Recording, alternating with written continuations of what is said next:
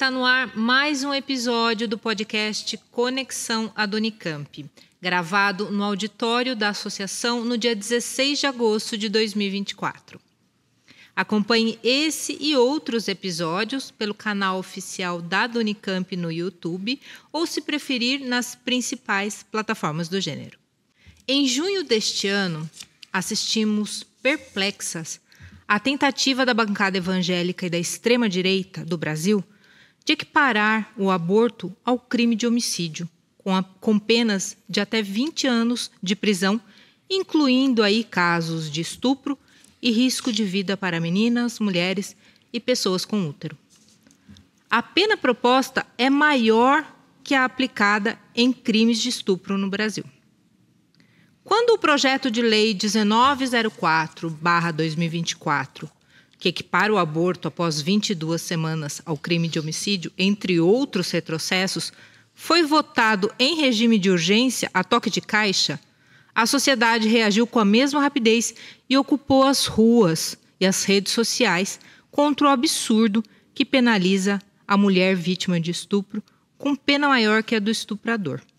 Cris, é bom lembrar que as crianças e adolescentes, não é, professor, são as principais vítimas dessa proposta, porque elas descobrem tarde a gestação e após o período proposto na lei, né, do aborto permitido. E hoje no Brasil, o aborto, em determinadas circunstâncias, é um direito protegido constitucionalmente das mulheres, né? E de certa forma, esse PL reforça esse conceito que a gente chama de cultura do estupro, né? E, apesar da mobilização popular que conseguiu barrar até agora a votação, é importante a gente registrar que já foi aprovado o regime de urgência nessa votação e que ele pode ir a qualquer momento para o plenário e ser votado.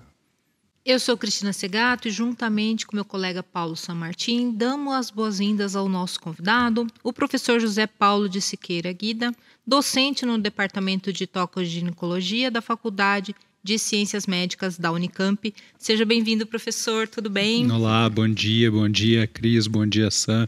Agradeço ao convite, a oportunidade de estar aqui conversando com vocês. Professor, como médico, como professor, você tem uma visão ampla sobre as questões de saúde reprodutiva, especialmente no contexto do sistema público de saúde. Diante desse atual cenário, onde direitos fundamentais das mulheres estão sendo questionados por setores conservadores, gostaríamos de ouvir a sua opinião científica e ética sobre esse projeto de lei.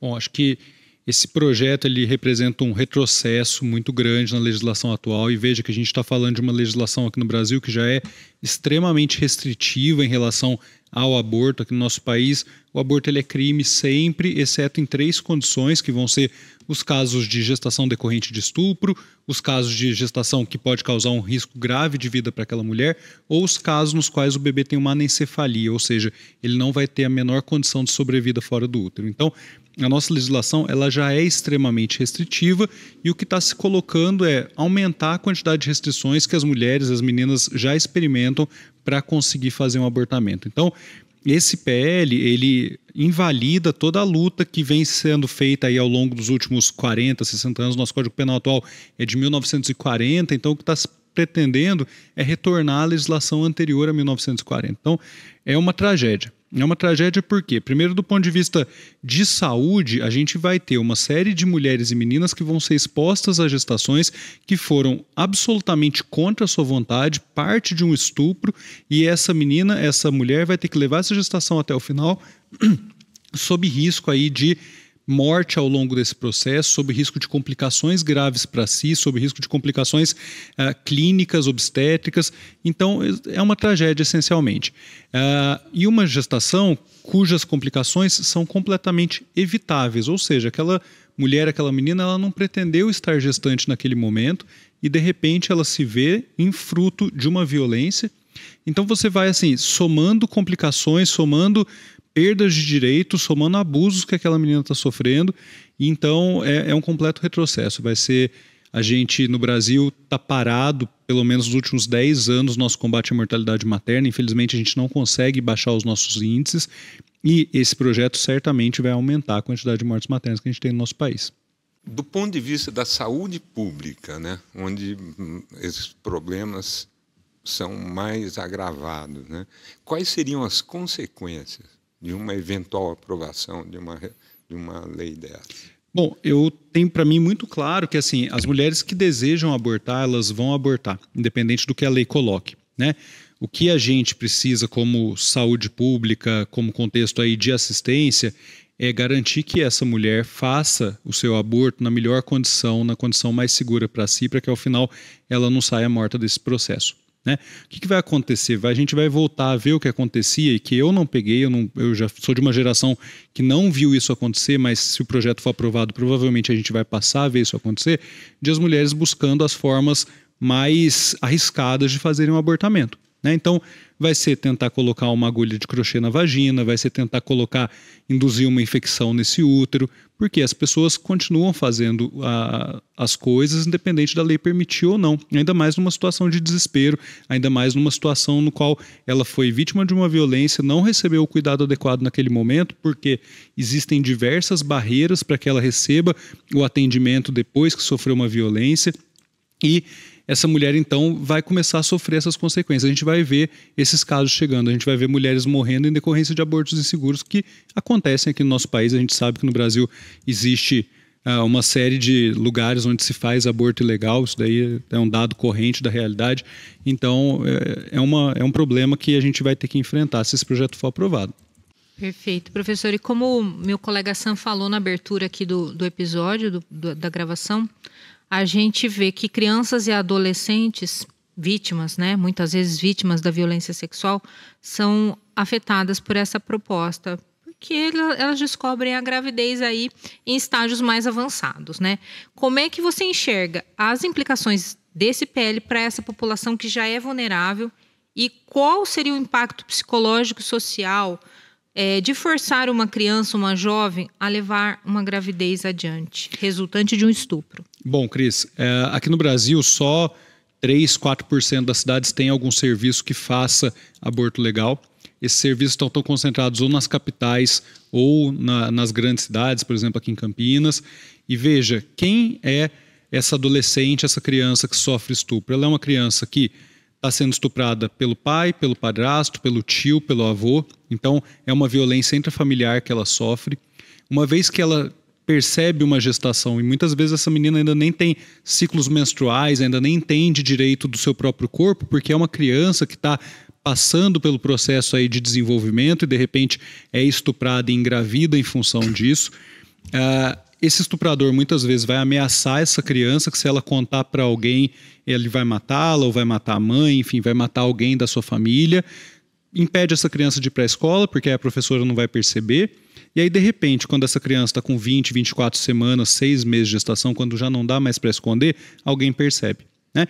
E aí, essa criança vai chegar para a gente com 24 semanas, tardiamente, que é o que esse PL quer impedir de realizar, e ela vai ter que levar essa gestação adiante, que foi fruto de uma violência crônica que ela vinha sofrendo. Né? Então, essa criança vai ser submetida a uma gestação em si, ao final, e vai sofrer os danos clínicos da própria gravidez. A gente sabe que quem está nos extremos de idade tem maior chance de ter complicação associada a essa gravidez. Então, tanto aquela mulher com uma idade maior do que 40 anos tem uma gestação mais complicada, uma menina com menos de 15 anos é um corpo ainda em desenvolvimento, é um corpo ainda que não terminou o seu desenvolvimento puberal, e aí essa criança vai ser submetida a essa gestação. Então, do ponto de vista físico, já vai ser uma gestação grave, já vai ser uma gestação complicada. E veja, é uma gestação que, uma vez que vai ser obrigado ela a continuar, ela vai começar tardiamente esse pré-natal. Ou seja, ela já fez uma gravidez que foi indesejada, ela foi vítima de uma violência, em função disso ela engravidou, e ela chega tarde, já muitas vezes com complicações, já com uma pressão alta, alguma complicação associada a esse quadro. Do ponto de vista psicológico, para mim é muito claro que essa menina está sofrendo tortura. É isso que o Estado está impondo para essa menina, se obriga ela a manter essa gravidez. Ela já foi vítima de violência, ela já foi vítima de uma violência intrafamiliar, então ela foi torturada dentro da própria família, o Estado não garantiu o mínimo de cuidado para ela, então ela está sendo torturada pelo Estado e ela vai ser torturada a cada consulta médica quando ela for obrigada, por exemplo, a ouvir o batimento do coração do bebê, a ver as imagens do ultrassom e, eventualmente, ao final, a ser submetida a um parto que, eventualmente, vai necessitar de uma cirurgia, enfim. É um corpo que a gente está submetendo a várias torturas. Para mim é essa a palavra. E aí eu acho que a gente não fala nem só no aspecto psicológico, é um direito humano dela que está sendo completamente alijado, está sendo completamente destruído, e isso vai implicar em todo o futuro dela em relação à sua forma de lidar com o mundo. Essa criança que foi estuprada, foi torturada, teve que levar uma gestação adiante, tornou-se mãe com 12, 13 anos. O que ela vai ter de futuro? Como que ela vai encarar essa sociedade que abandonou ela no caminho? Então, para mim, é tortura. Que a gente pode resgatar aí o caso da menina de Goiás, que aconteceu recentemente, que o judiciário também está torturando essas meninas, porque ainda persiste, vamos tentar, ainda tem aquele papo, né? Vamos tentar. E ela ouve que ela vai ser uma mãe guerreira. Exato. Como foi anunciado na mídia, né? É uma romantização muito grande, né? Na verdade, assim, uma menina com menos de 14 anos que chega gestante, ela potencialmente foi estuprada. No Brasil, o Estatuto da Criança e do Adolescente define que as menores de 14 anos que foram expostas a relações sexuais, elas são vítimas de estupro a princípio. Por quê? É impossível a gente conceber que uma menina de 12 anos tenha uma condição adequada de consentir para ter uma relação sexual. Relação sexual pressupõe consentimento. Não dá para a gente falar em relação sexual sem que haja consentimento. Quando não há consentimento, é estupro. Então, se uma menina de 12 anos chega para mim no pré-natal, eu tenho que discutir com ela, discutir com a família, se aquele caso é realmente uma gestação ou se aquilo é uma decorrência de estupro. Isso tem que ser colocado e, muitas vezes, isso é muito romantizado. E aí, é a trajetória da jovem que descobre, né? Então, primeiro, ela percebeu que o corpo dela se alterou, aí ela conseguiu a ajuda de alguém para sair daquele ciclo de violência, aí ela chega no posto de saúde perto de casa e alguém vai falar, nossa, parabéns pela sua gravidez. Qual que vai ser? Vai ser menino ou vai ser menina? Está aqui o seu cartãozinho de pré-natal. São poucas as que conseguem chegar rapidamente aos serviços que vão acolhê-la, que vão tratá-la com um mínimo de humanidade. E, em decorrência disso, vai se chegar depois de 20, 22 semanas. Porque é projeto isso. Chegar tarde no serviço de aborto legal é projeto. Não é o acaso. É a cultura do estupro. Porque aí essa menina chega tarde e aí ela vai chegar com 22, 24 semanas, ela entra na discussão do PL. Porque veja bem, não pode fazer nenhum tipo de cuidado adicional, não se pode fazer a indução de assistolia, o CFM proíbe, os deputados querem proibir. Então ela chega tarde, a gente já não tem mais o que fazer. É a cultura do estupro. Na verdade, a punição na lei, por princípio, ela tem o papel de conter, né, crimes e também educativo. E nessa lei, a gente vê, nesse projeto de lei, a gente vê o absurdo que é a vítima ter uma punição mais rigorosa do que o agressor. O que o senhor pode falar para a gente disso? Bem, Sam, veja, você coloca uma punição alta para a vítima, então ela não vai buscar o atendimento. Você coloca uma punição alta para a equipe de saúde, então essa equipe vai se desmobilizar e vai deixar de prestar assistência. Então você não proíbe o aborto no Brasil. O aborto continua dentro daquelas 3 premissas aí que extinguem a punição. Mas você coloca o médico que vai fazer sob o risco de ir preso, a paciente que busca o atendimento sob risco de ir presa por mais tempo de quem a estuprou.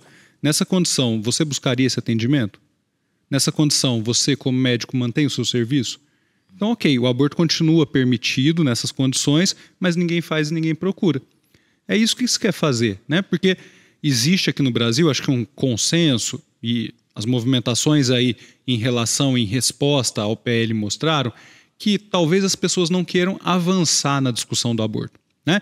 Mas também ninguém quer retroagir. Então, nesse sentido, esses grupos radicais, o que eles pretendem é forçando a barra em outro sentido. Ele fecha daqui, ele impede o profissional de fazer, ele impede a paciente de buscar o atendimento, e nisso você proíbe. Você não proíbe formalmente, mas a consequência fática é essa, está proibido, se esse projeto é aprovado. O CFM faz uma resolução que virtualmente impede uma parte essencial do cuidado ao aborto mais tardio, depois de 22, 24 semanas.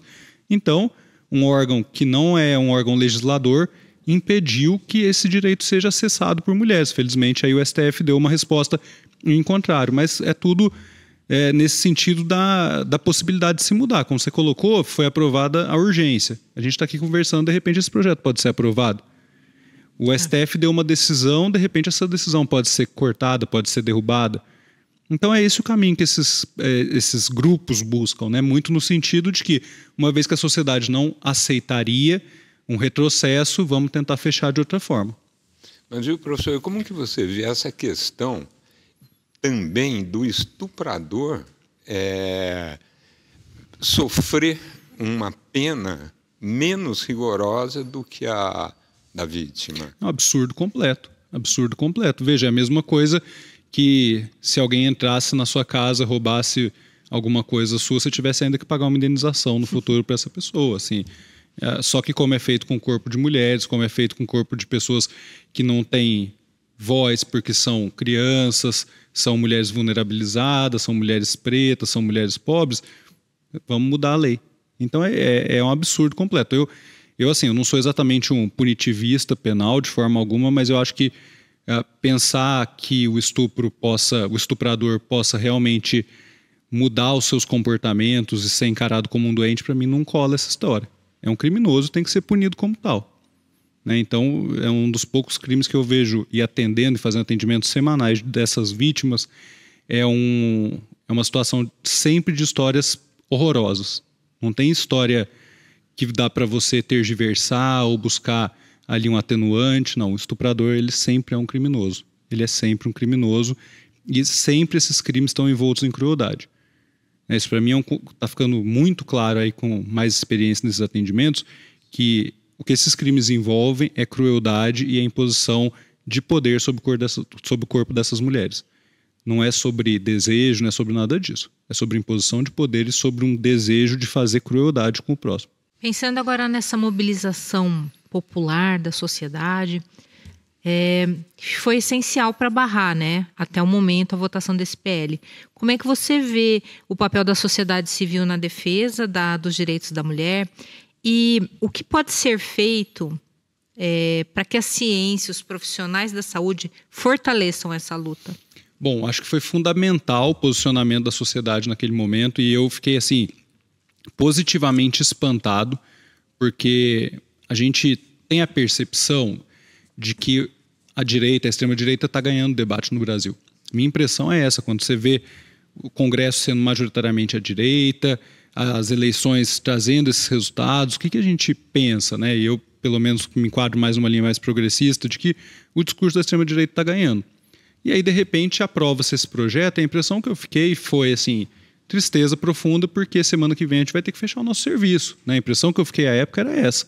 E aí, de repente, no começo da noite, a gente começa a ver movimentação e os grupos de mulheres se articulando, se colocando na rua e vamos para frente, e no dia seguinte isso tomando uma avalanche. Então, talvez essa ideia que a gente tem de que, veja bem, o jogo já está vencido, é mentirosa. O jogo não está vencido. Quando se colocam essas pautas extremas, existe grande parte da população brasileira que não concorda. Tem um estudo aqui bem clássico que foi feito nos anos 90, por aí 2000, pelo professor Faundes, que era um antigo docente do departamento, que ele mandou um questionamento para diversos profissionais da saúde aqui de Campinas, perguntando se é a favor ou é contra o aborto. A maioria é contra o aborto. Umas 3, 4 semanas depois, ele mandava um novo questionário falando assim: se a sua filha ou se a sua esposa ou se você própria fosse vítima de estupro e precisasse abortar, você é a favor ou contra? Ah, eu sou a favor. Então veja, a gente é contra, mas desde que isso seja para o corpo do outro. Quando é comigo ou com alguém próximo ou com algum ente meu, aí eu mudo um pouco de figura. Então, a minha impressão é que a sociedade brasileira talvez não seja tão contra o aborto assim. A gente só não quer falar a esse respeito. O que a sociedade civil tem que fazer? Eu acho que e a gente como academia e a gente como formador aí de opinião é colocar esse debate de forma clara. Né? E, para mim, um argumento que me convence muito é que ninguém quer ver uma mulher morrer durante uma gravidez. Ninguém quer ver uma adolescente morrer durante a gravidez, ninguém quer ver uma menina morrer durante a gravidez, ainda mais se essa gravidez é decorrente de um estupro, se é decorrente de uma relação completamente não consentida, e existe uma possibilidade de impedir isso, interrompendo essa gravidez o mais precocemente possível. Quanto mais a gente faz as interrupções de gravidez nos casos em que há essa possibilidade, a gente vai ter a possibilidade de evitar uma morte lá na frente, uma gestação complicada lá na frente. Então a gente tem que colocar esses dados, né? Então tem estudos mostrando que uma vez em países, e aí são das mais diferentes matizes, né? Você tem desde a Romênia até a Itália, quando você tem a aprovação do aborto, você tem uma redução persistente da mortalidade materna no período subsequente. Isso não é coincidência. Isso é uma política de saúde que foi implementada e que ela acaba impactando. Então, acho que a gente tem que se colocar, não pode ficar alheio a esse debate e acredito que tem que se mobilizar para que os nossos representantes representem o que a nossa sociedade quer. Pensando nessa sua fala aí da pesquisa do professor Aníbal Faúndes, né? O debate sobre o aborto, ele é conduzido por argumentos ideológicos e religiosos, né? E frequentemente em detrimento das evidências científicas, como você acabou de falar. Você acredita que a ciência deve intervir nesse debate, especialmente quando a vida das mulheres está em jogo, e que papel que a comunidade científica pode e deve desempenhar na defesa dos direitos reprodutivos? Eu acho que cada vez mais fundamental que as propostas de política pública que nos sejam apresentadas, e agora a gente vai começar um momento em que centenas de políticas públicas vão nos ser apresentadas, afinal tem eleição no fim do ano, se elas são baseadas em evidências ou não.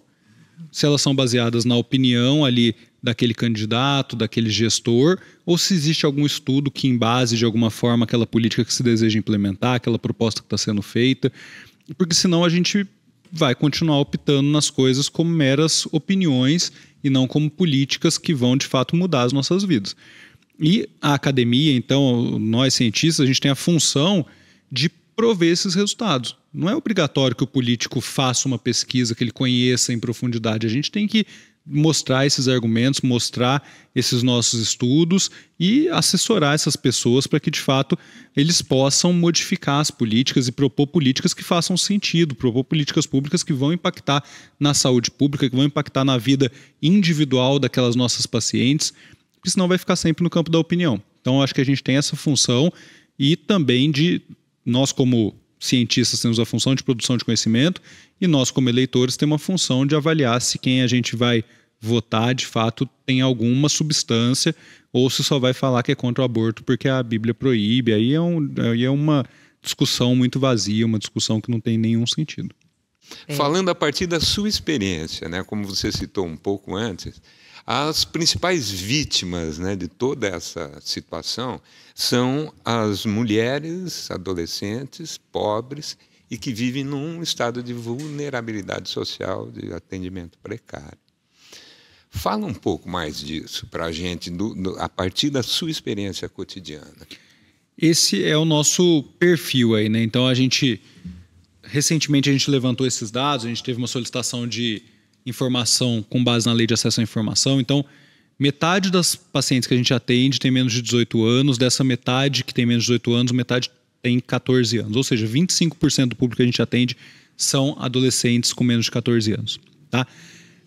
Essas meninas chegam tarde porque elas não conseguem sair desse ciclo de violência, não conseguem sair desse ciclo no qual elas estão inseridas. O outro grupo que a gente vai ter, das mulheres com mais de 18 anos, vão ser mulheres que vão ser majoritariamente pretas, majoritariamente com baixa escolaridade, mostrando muitas vezes que essas mulheres não conseguiram chegar para a gente no momento da violência. Quando essa mulher chega imediatamente após ou até o 5º dia depois que ela foi vítima de violência, elas não engravidam, elas não contraem infecções sexualmente transmissíveis, elas entram no nosso programa para iniciar imediatamente o segmento psicológico, acompanhamento médico e acompanhamento psiquiátrico por no mínimo 6 meses.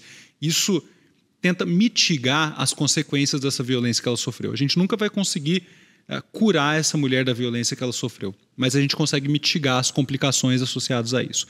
Quem chega para a gente nesse momento são mulheres com maior escolaridade, são mulheres majoritariamente brancas, são mulheres com um nível de renda maior. Por quê? As mulheres muito pobres, as mulheres vulneráveis, quem mora longe da gente, não consegue chegar. E aí ela é estuprada, e aí depois de 10, 12 semanas, 2, 3 meses, ela percebe que está grávida. Então, essa é a nossa barreira. A nossa barreira é conseguir fazer com que essas mulheres mais vulneráveis cheguem para a gente no atendimento imediato. E não que elas cheguem para a gente só quando elas se descobrem gestantes. Essa é a nossa grande luta, e a gente tem feito um trabalho grande, tanto aqui dentro da universidade, como com a Secretaria de Segurança, as escolas, de que as pessoas saibam que sofrer um agravo de violência sexual deve procurar o atendimento o mais rápido possível. Isso muda completamente o prognóstico dessa mulher, tanto em termos psicológicos, quanto em termos clínicos, quanto em termos físicos. E aí a gente ainda não conseguiu chegar às periferias, a gente ainda não conseguiu chegar às mulheres pobres, a gente ainda não conseguiu chegar às mulheres pretas, porque o perfil das mulheres que a gente atende no nosso atendimento imediato, a violência é o perfil das mulheres que a gente atende, decorrência de violência e agora estando gestante, é outro. Então a gente precisa tentar quebrar essa barreira. Professor Zé Paulo, com a urgência do PL aprovada, ele pode voltar a ser votado a qualquer momento, como a gente disse aqui, né? Quais são suas expectativas para o futuro dos direitos reprodutivos no Brasil? Bom, acho que a minha expectativa é que não vai ter retrocesso. Acho que a sociedade conseguiu se articular de uma forma adequada e no sentido de que não vai aceitar um retrocesso na legislação atual, mas não acho que vamos ter avanço. Acho que o Brasil ainda está muito incipiente na discussão de se liberalizar o abortamento de uma forma mais universal, como é em outros países, mesmo aqui da América Latina, onde as mulheres que queiram interromper uma gravidez antes de 12 a 14 semanas têm esse direito constituído, esse direito aí garantido. Na França, por exemplo, é um direito constitucional. Aqui no Brasil a gente então está muito atrás. Então a gente não vai avançar. O que a gente tem que tomar cuidado é não deixar que a temática do aborto, a legislação do aborto, seja moeda de troca, seja pauta desses grupos de interesse, que na verdade eles estão muito pouco aí com direito sexual e reprodutivo, mas estão pensando nos ganhos que podem haver dessa discussão, e a gente tem que tomar cuidado para não cair nisso, né? E sim reforçar a importância do que a gente está fazendo, reforçar a necessidade de isso ser pautado com base em evidência científica, garantir o máximo de acesso às mulheres vítimas de violência, voltar a frisar: a pessoa que sofreu vítima de violência deve buscar o atendimento e deve receber o atendimento o mais rapidamente possível. Esse atendimento baseado em acolhimento, baseado em respeito ao que aquela mulher está trazendo, baseado no mínimo de julgamento possível. Então, para a gente, não interessa a dinâmica daquela violência para o atendimento clínico. Não adianta a gente querer aí colocar qualquer culpa naquela mulher, isso não ajuda em absolutamente nada, porque ela não é a culpada, ela é a vítima. O que a gente precisa é dar o atendimento mais breve possível, colocar ela nesse programa de acolhimento e de atendimento prolongado.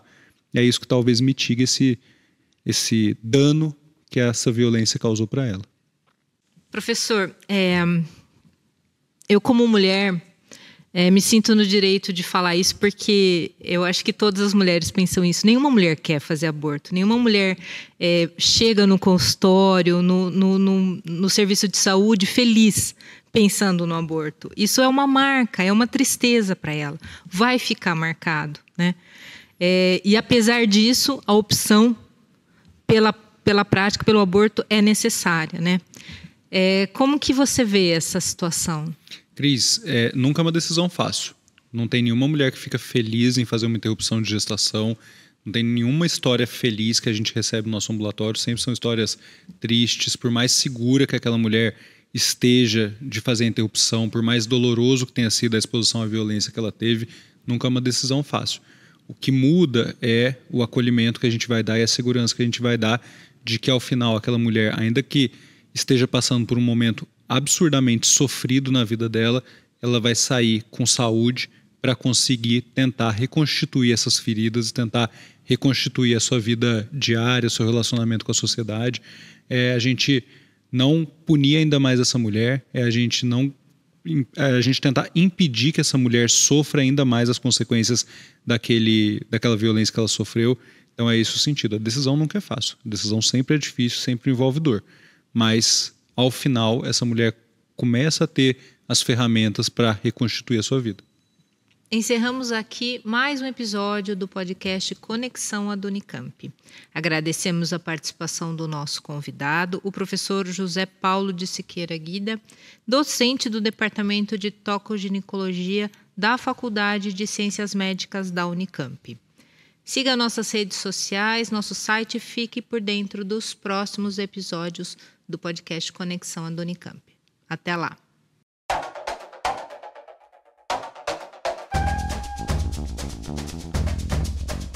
Thank you.